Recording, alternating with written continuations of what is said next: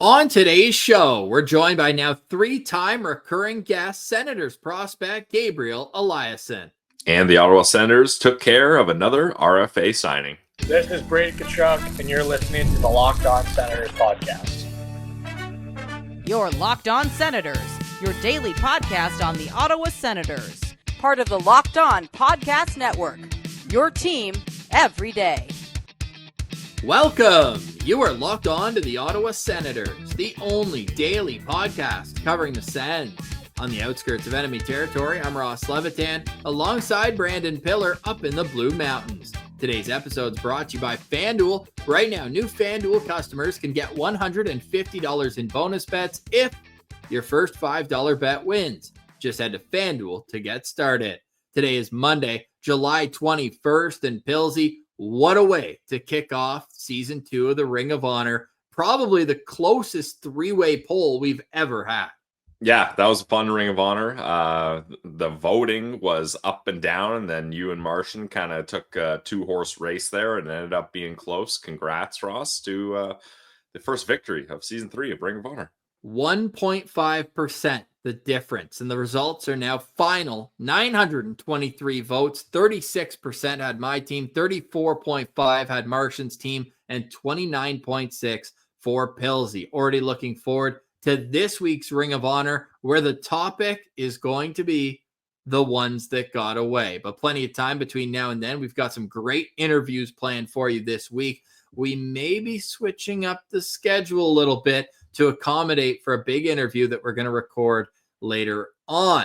Today, we've got Gabe Eliasson, and he will be in the news in the next couple of weeks as the summer showcase will take place in Minneapolis, and there's a pair of Senators prospects there, Gabe Eliasson with Team Sweden and Logan Hensler with Team USA. So we're looking forward to following them both closely. And for those asking, no, even though Carter Yakimchuk is just going into his second plus draft season, his early birthday will omit him from participation this year. But the good news there, Pilsy, is that means that he's eligible to play in Belleville. Yeah, I mean, it just magnifies the wild decision for him not to even get an invite to try out for Team Canada last year. Crazy.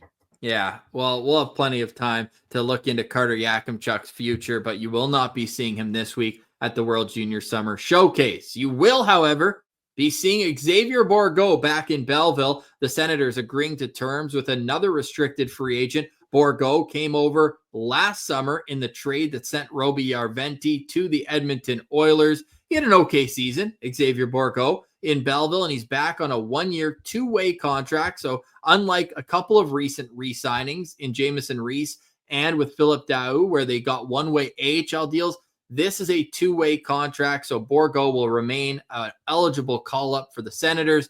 It's a $90,000 AHL salary, the two sides coming together, and I'm excited to see what Bourgault brings. It's just more depth for Belleville, but a younger player versus they've had these 26-year-old guys coming in terms of, well, Ole Lycksell and Arthur Kaliyev jump off the page with that right away. This is still a prospect for all terms.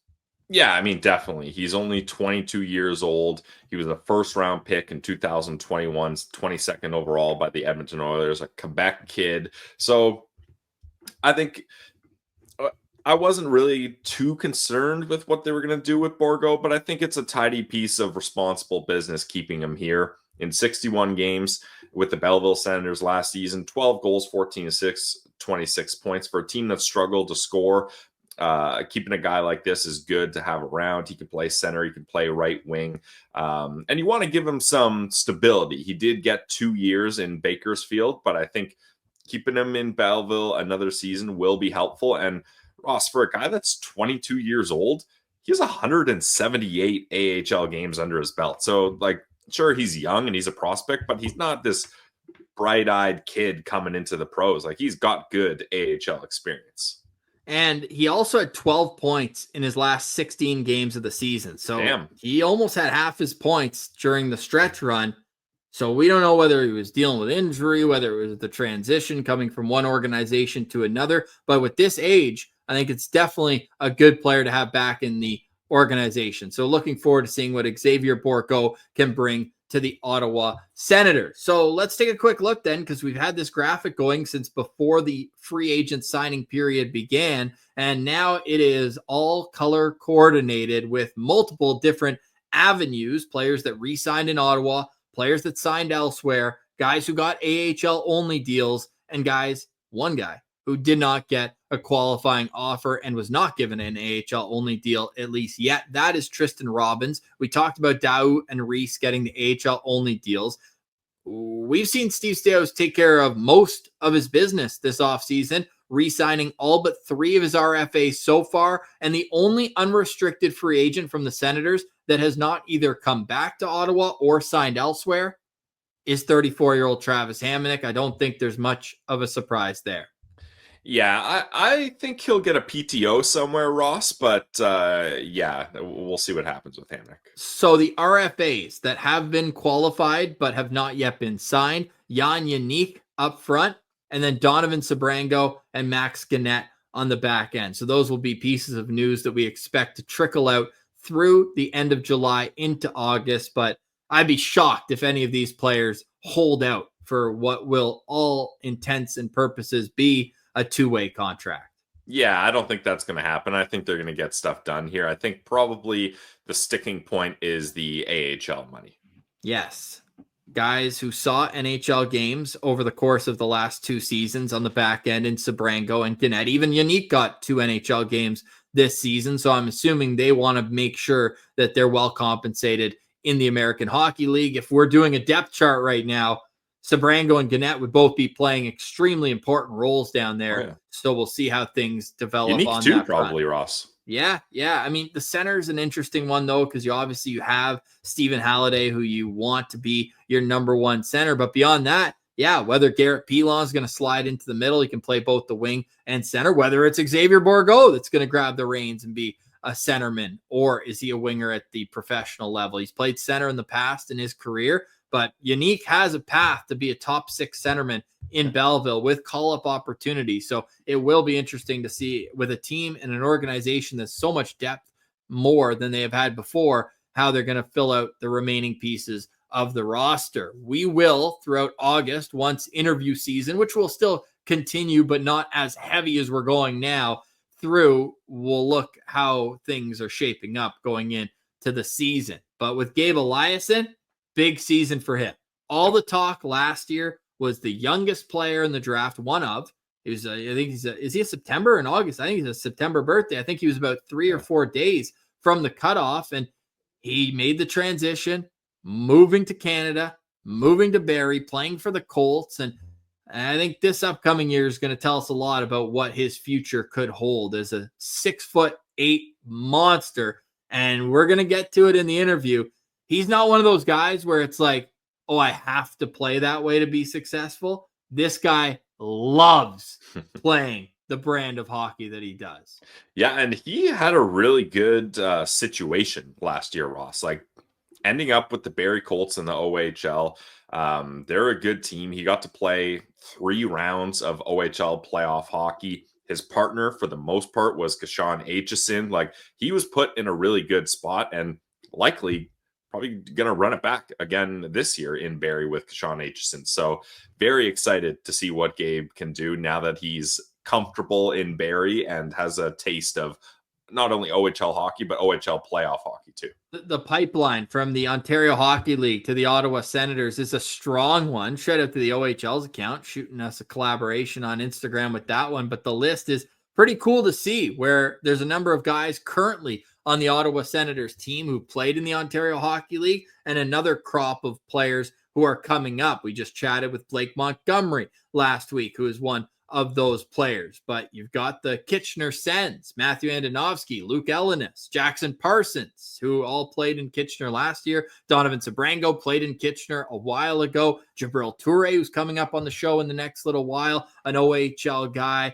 You also have Levi Marilainen, who had 1 season in Kingston, Tomas Hamara, Jorian Donovan, Tyler Boucher. Lots of consistent development that the OHL has given the Ottawa Senators. With that, let's get to today's interview. Here is Big Gabe Eliasson.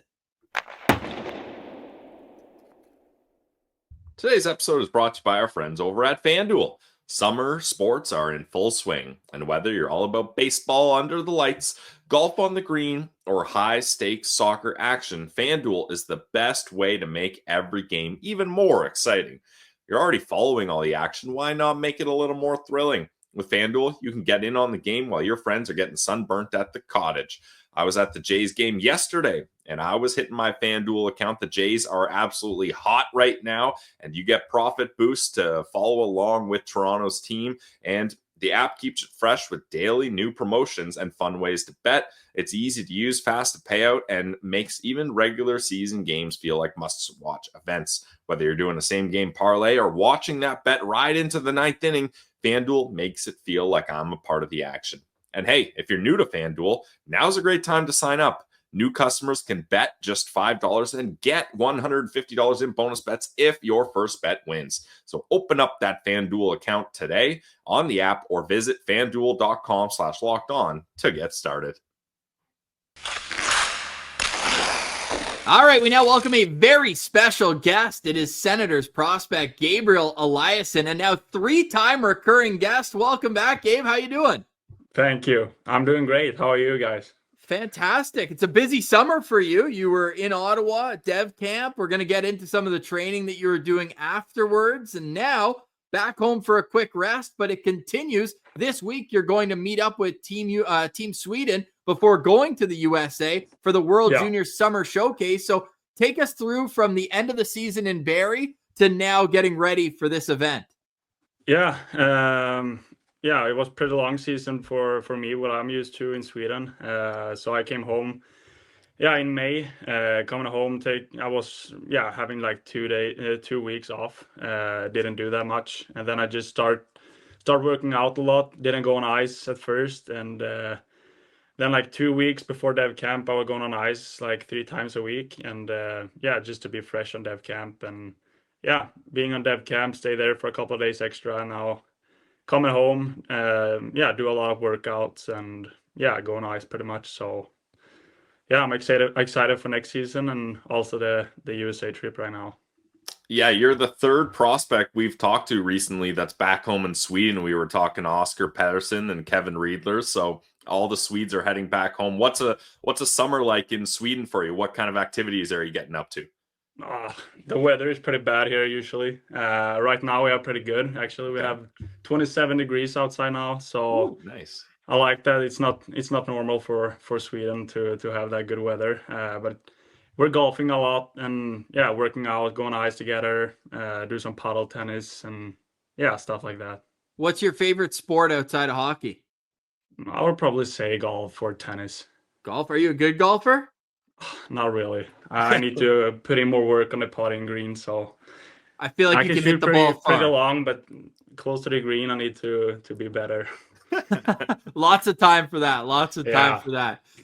So at this season, last season, I should say, you were at with the Barrie Colts, and we talked to you in the middle of the season when you were still kind of in the zone of getting to the playoffs. You end up going on a decent run. You play 16 playoff games there. But the biggest thing that jumps out to me is 63 games in the regular season. Math guy, that means you played 79 total games. The most I could see that you've ever played in a season before that is like 40. So you almost doubled it. How different is that in terms of your preparation, getting ready to play those weekend back-to-backs and 3-3s and everything that happens in the Canadian Hockey League? Yeah, that was actually the biggest adjustment to play that many games. And Christmas break was pretty short. Came home for like 5 days or something. But I actually like that, to play games all the time. And I think that was good for me this season to get to know your body, how it works, and how to prepare for every game and take care of your body after games. So I think that was a really good year for me, and the next season is just gonna get better. So I like that, and it was big adjustment, but it was good. What was the biggest difference from playing regular season OHL hockey to the playoffs? I would say it was way more physical in the playoff games. I enjoyed it more than the regular games. So it was fast. All the teams we played against was really good actually. some games in the regular season can be a little bit off sometimes, but in the playoffs it was hard and fast, and just kind of another hockey.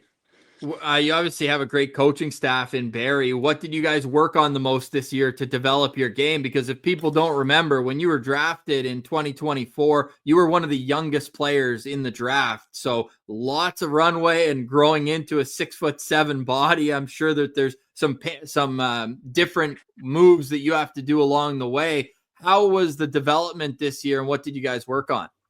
I would say it was good. On the ice practices, it was a little bit different from in Sweden, because we didn't play that many games. So it was more like game ready practices here, and practice on what you're gonna play against. You know what I mean? In Sweden, it's more like very much like competitive in the practices, and you like practice very much. But here you play more games, so I think the develop was good. We had a lot of ice. We could available all the time. We had good workouts, and I would say it was actually very good for my develop. And I liked it in Barrie. So you gained confidence throughout the season. How much confidence did you gain now after already going to development camp in Ottawa last year? Now going back, knowing the staff, knowing the situation that you were in there. What was the experience like in such a short period that you guys were on, 2 ice sessions and 3 days overall? Yeah, it was very short camp actually. But as you said, the confidence was going up a little bit when I'm getting used to the Canadian hockey here, and know the staff a little better. So it was really fun to see all the guys again. It feels like you've been with them all the time, but it was like 1 year ago now. So it was good. Confidence was better because it was easier, because last year everything was new. You never been in Canada and play hockey. Dev camp was new. You came from Vegas, and you didn't. Last year was pretty weird during the summer because I didn't work out that much and train that much because of the draft and combine and all that stuff. So it was actually very much more comfortable this year. I feel that I take some steps from last year. Who are some of the guys at Dev Camp that you feel like you have a good connection with? Are you close with all the Swedes that are there? Even there's some former teammates of yours, our guy Bruno Egen. You guys played together in Sweden. Who do you have relationships with when you go to Dev Camp? I would say all the guys is very good guys. Obviously, all the Swedish guys, go out for dinners and stuff like that. And also Bo Jelsma, the captain for Barrie Colts, was there. So that was really good to see him on the Dev Camp. And he did a good camp. And he's just skilled forward and fast. But I like him outside of hockey too. And and then Blake Montgomery and Gabriel Torre and those guys that was there last year. So I would say pretty much all the guys. Yeah, well, Jabril's coming on with us on Wednesday. We're looking forward to talking to him. So we're calling this Monsters Week on LOSP. The 2 6'7" defensemen will be joining us. Gabe, I want to ask you about Bruno. Later round pick, but you look at the stats and they jump off the page. And we talked to him about his journey and how he came to Sweden at such a young age, having already gone to Slovenia from Croatia. Yeah. What was your first impression? Because you guys met at 14 or 15 years old? Yeah, 15 years old. We actually lived in almost the same apartment, like the same corridor. So we had really fun there. We were sitting on the bus all the time to the rink, and he didn't go in school, but he was going home and sleep in an apartment during the days. And the rest of the guys were going to school. Great guy. I really like Bruno. It was sad when he was going to Malmö instead of 8371, but then I also left. So it was great that he got drafted to Ottawa and see him again. So at that point, did he know any Swedish? How were you guys communicating with him? No, we just talk English. But he actually, nice. He was pretty good at Swedish in the end there. He could almost understand everything, but he couldn't speak. But he learned some words, not the greatest words, but he could understand a lot of. But he's just a good guy. How would you describe his game? I would say skilled, point producer, good shot, fast. I mean, in 8371, he was actually very good. The first year, I think he played G20 and had a point per game or something. I don't know. But he was a really good player, and he as I said before, like he's fast and point producer in my eyes. That's awesome. We're looking forward to seeing him at Wisconsin Sens. They've got 4 prospects there at Wisconsin, which is pretty cool. Who on the ice at Dev Camp caught your attention this year? Oof, I don't know. It was hard because it was so short, and it was more like D's on one ice and forwards on one ice, and we did a lot of skating, so we didn't have that much like competitive like practices. So I don't really know actually. It's hard to say because we didn't practice that much together. It was more like individual and skating and stuff like that. We saw the paddle tournament. Sorry, go ahead, Pills. Yeah, I'm gonna move. Well, sticking to the guys you did work with, then the defensemen, what was it like battling up against a lot of guys that are finally your size? That was good. I mean, it's nice that you can go a little harder, but they don't like flying around. So yeah, it was good, and I like that. So yeah, that's really good. What was your first impression on Logan Hensler, the new guy? Oh, great guy. We talked about some memories when we play against each other, like the fight we had there. Oh, he was on that team? Yeah. Nice. Oh. So we played against each other the whole U18 year there. We didn't lost a game actually, so it was pretty much a rival against USA, but yeah, really good guy actually. Well, right, because you were so young in your draft year, you probably knew a lot of the guys who were picked this year. Is that right? Yeah. Yeah. Okay, nice. Well, nice. Any buddies get picked? Yeah, it was a couple of Sweden. Victor Eklund got picked there in the first round. What more Swedes? Milton Gestrin to Washington. It was a bunch of Swedes. Anton Frondell, 3rd overall. Yeah, lots of Swedes this year.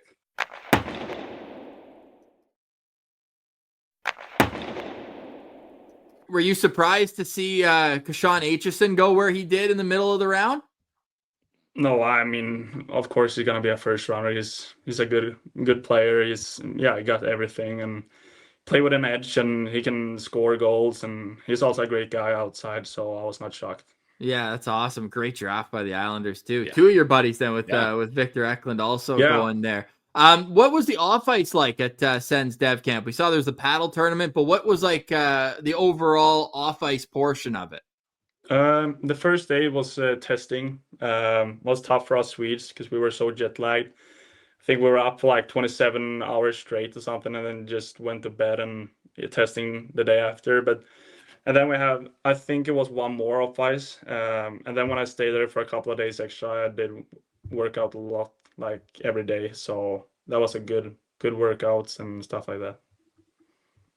With that, you stayed after, and you were shout out the Ottawa Valley. We love the Valley. You stayed in Almont, Ontario, which is the little town that my dad's from. What was it like? Were you getting some looks walking around town? Because I feel like there's not a whole lot of tourists that come in there, and to see a guy who's 6'7" with the blonde hair, the blue eyes, I think it might be a bit of a culture shock for some of the people there. Yeah, we went to downtown there. We were eating on like two restaurants. What was it, like Italian Joe's and some more Italian. So I was there with the family that I lived with. So, I mean, it was a pretty nice town, actually. Pretty calm. We had nice weather. So, yeah, they had a nice house there. It was like a river next to the house. So, yeah, great neighborhood. And, yeah, it was good.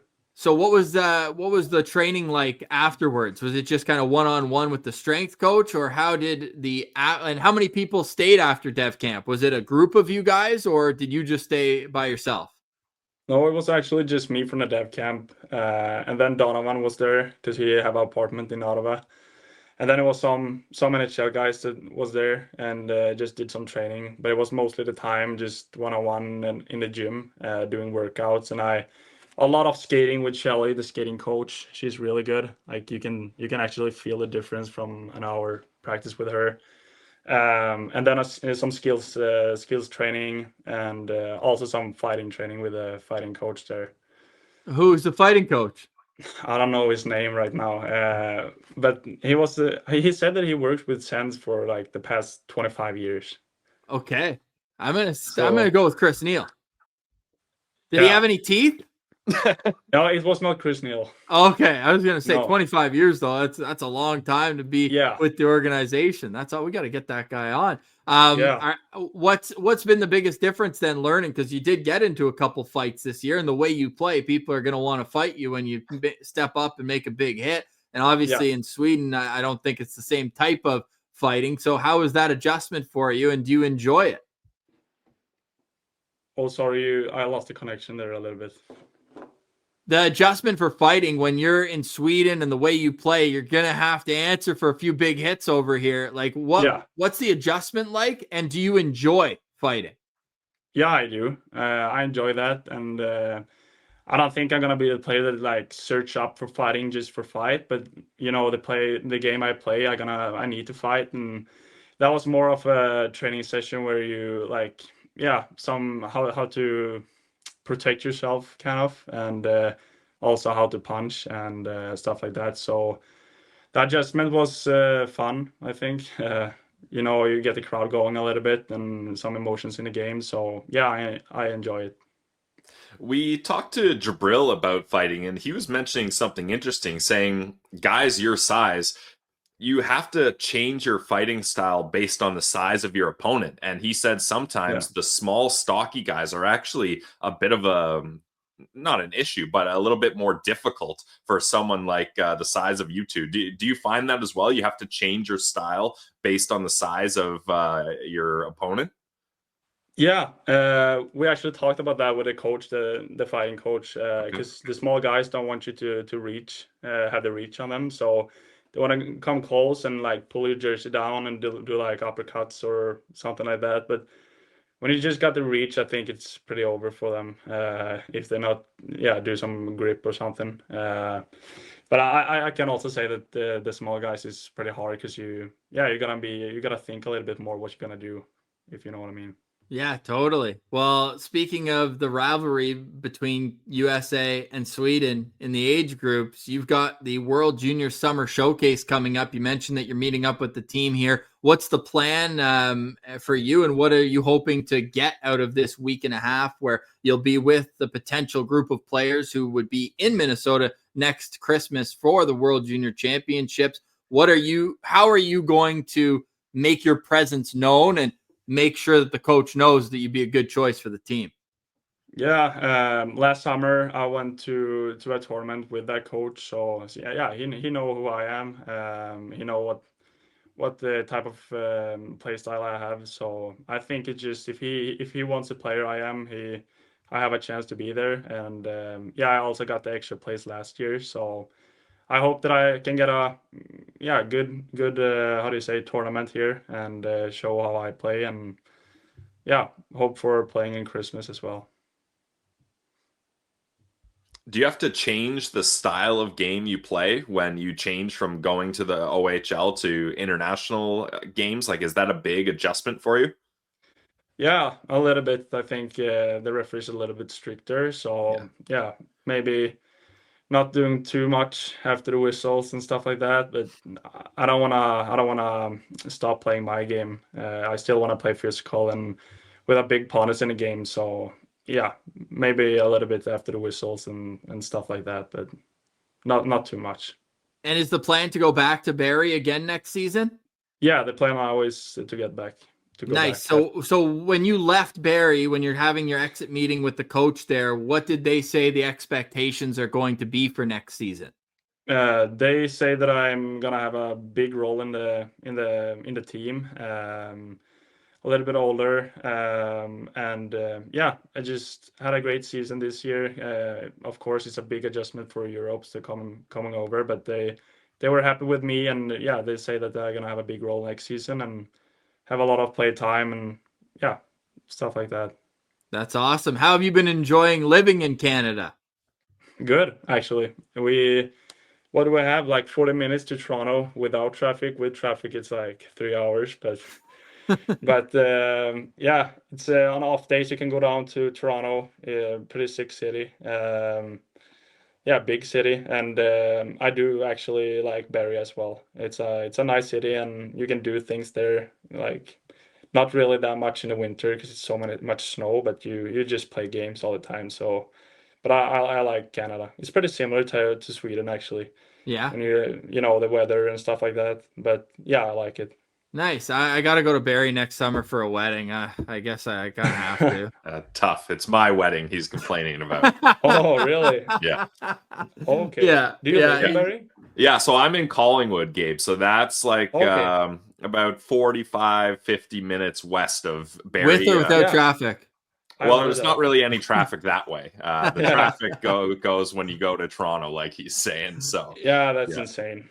Yeah. So I've been saying it last year. I got to come to a Barrie Colts game. This year, I'm guaranteeing. Okay, guarantee. Guarantee. I got to come see the Colts play. That's awesome. If he's going to handpick an opponent, who's the most fun to play in the OHL? I would say this year, I would say probably like Ottawa.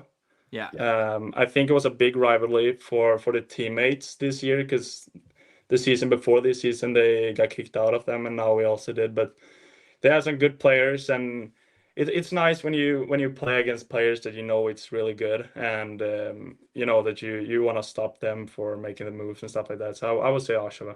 Nice. Final question for me, Gabe. Really appreciate you doing this, and we really are excited to watch you at the World Junior Summer Showcase next week in Minneapolis. Last time we spoke, you had never had a beaver tail, and now you have. So we need a beaver tail review from Gabriel Eliasson. Yeah, I love that. It was really good, actually. It was very sweet. It was after a baseball game in Toronto, actually, with Emil Hemming, my Finnish buddy. So we just went for a beaver tail. He had one before that, so he said it was really good, and I heard you guys talk about that. Yeah. So I had one. Very sweet, but yeah, really good. What kind did you get? What was it? It was some. Did you just do the classic, like with sugar on it, or did you get Nutella and all the toppings, or not Nutella? It was some chocolate and stuff like that. I don't know really. It was right by the water, right? Or something. I don't know. Where you got it in Toronto was right by the water. No, it was right. Yeah, it was actually. Yeah, nice. Yeah, I lived 2 blocks from there for like 6 years. That's where we started the podcast from, basically right down there. So no, that's awesome, man, and that's sweet that you get to kind of experience a big city, but also be in kind of a real junior market like Barrie. So that's awesome, man. Sounds like a really good experience for you starting out in the Ontario Hockey League, and we're excited to see what you got next season, man. We're really looking forward to following along, and thanks for doing this again. 3-time recurring guest is wild in 1 year. So we really do appreciate that, man. You're a true friend of the show. And we're thankful that you came on. Thank you so much, guys. I appreciate it. Stick taps to Gabe for joining us. Really fun conversation, a fun player to watch. And we look forward to seeing him not only at the summer showcase here, but going into next season with the Barrie Colts. Pilsy, final thoughts from me here. Some congratulations are in order, and it's no surprise these two men have long been connected with Team Canada. But the Senators announcing this morning that athletic therapist Dom Nicoletta and equipment manager John Forget will be for Team Canada at the Olympics. So already 2 Ottawa Senators named to Team Canada's Olympic team. We love to see it. We certainly do. So Congrats. Shout out to those men, and we look forward to seeing them look to double down, because they were both a part of Team Canada at the 4 Nations face-off where they got to lift the trophy. Pilsy, any final thoughts from you on today's show? That was going to be my final thoughts, so we'll leave it at that. All right. We'll be back on Wednesday for potentially, actually it will be a great interview, but for potentially a player that we've never chatted with before. So stay tuned for all that right here on LOSP. For today, we say goodbye. For Brandon Piller, I'm Ross Levitan. Thank you for liking, watching, listening, and engaging with the show. This has been another edition of the Locked On Senators podcast, your team every day.